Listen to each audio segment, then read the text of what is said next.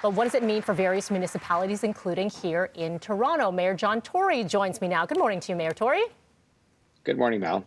All right, so let's break down the dollars for what this means. It is a massive budget, which we knew it was going to be. You overall are pleased with the money that's coming our way. Well, I mean, the provincial and federal governments have stood behind cities, including the city of Toronto, because we've had huge shortfalls because of things like transit ridership being down. And we've also had hugely increased expenses as we've tried to look after some of the most vulnerable people, seniors and homeless people during the pandemic. And they've maintained those supports. They have provided for some increased supports for small business, for tourism, which I think are going to help us to stabilize and, get on the path to recovery. And so I think those kinds of things are things that we welcome.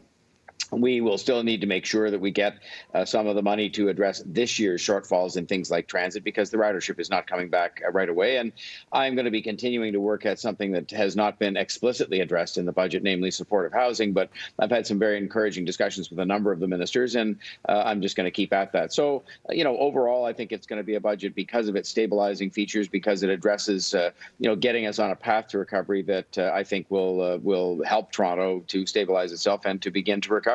Some of the dollars coming our way, including the vaccination effort and just the information that was coming out this morning. And I will applaud you in this one with our city's efforts. 419,665 vaccine doses have been administered in Toronto. I believe it's the first health unit in Ontario to reach that figure.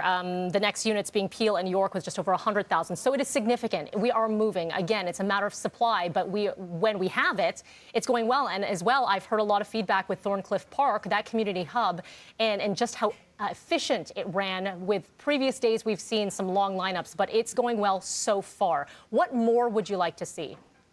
Well, it's supply, and supply, really, because we have the capacity. We will have ultimately 9 of these mass immunization clinics open, I guess 10 if you include Thorncliffe Park, which is one that's run by the Toronto East Health Partners and the Michael Garron Hospital, and they're doing a great job.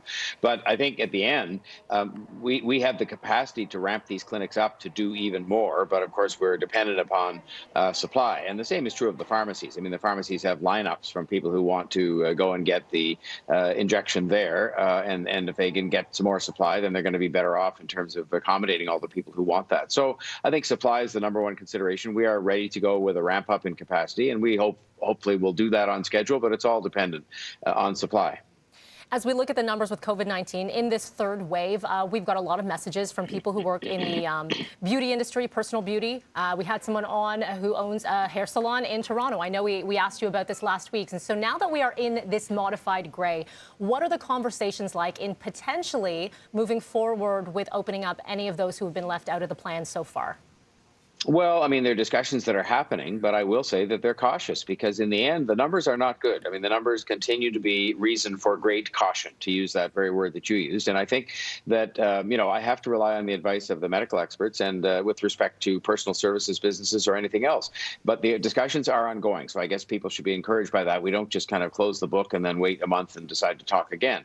So we're talking about a number of areas in terms of recreation and fitness and personal services and a whole host of things. But the watchword, I think, is caution, that what we don't want to do is reopen too fast. And I know people would say it's painfully slow. Well, it's just being cautious to make sure we don't have either a massive third wave, as they're calling it, or that we have to go back even worse to another lockdown. So we're taking it cautiously, and that's what we will continue to do, because I think that's in the best interest of the economy, of people's health, and everything else. I think no one wants to go to another lockdown, that's for sure. We only want to move forward. I want to move forward in this conversation, talk a little bit of sports.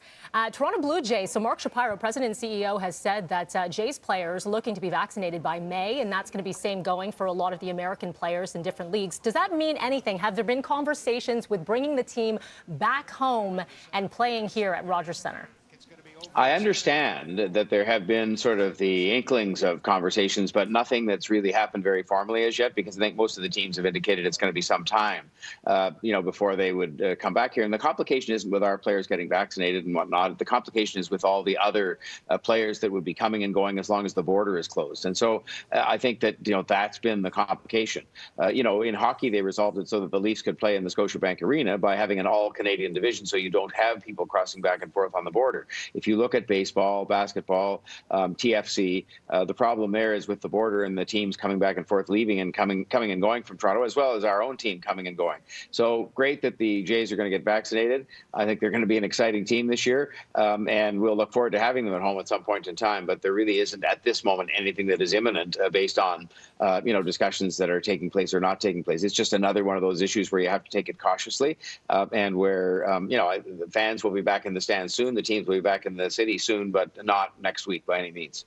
All right, we have run out of time here, but Mayor Tory, you are going to stick around. You're sticking around for. You have no idea what they're going to throw your way, right? Okay. No, I don't. Okay, we're going to throw to Sid and Dina. Always a pleasure, Mayor Tory. Thank you.